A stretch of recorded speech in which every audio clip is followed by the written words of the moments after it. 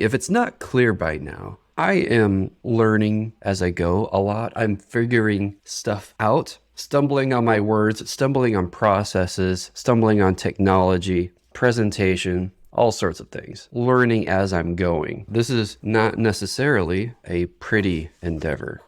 And I wanted to avoid that. I wanted to avoid having to show my face. I wanted to avoid showing me, putting me on display. Even my voice, wasn't really a big fan of doing that. So over the summer of last year, I experimented with a bunch of things at different levels. One of those levels was, what is the medium that I'm going to use?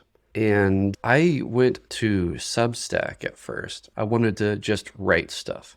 There's some things that you can get points across, you can teach people things, you can have conversations just by text, but sometimes it takes 1,000 words, what would normally take speaking 10, or there's things that you can't get across just through text. Not really, not without showing a video, running through examples, or just intonation can carry a conversation so much farther. What I ended up gravitating towards by the end was I had the Substack. I was trying to focus on just writing text as much as possible.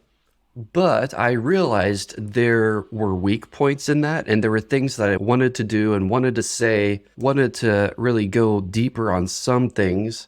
And I realized this is just going to work better and ironically will save me time, because that's one of the things. I didn't want to like produce videos and stuff and waste time editing them and everything. But you spend so much time on words and graphics and stuff that you might as well just do the video. And so I ended up at a place where I was basically replicating YouTube, trying the experience on Substack, because I was writing articles and also doing podcasts that could be included. And there were images that I was including in the article. And so you could listen to my podcast and follow along in the article. Theoretically, you could have different levels of an experience at your choosing, but really it was messed up and not worth the effort. I did one or two of those, and that was all that I needed to do to realize I'm being silly.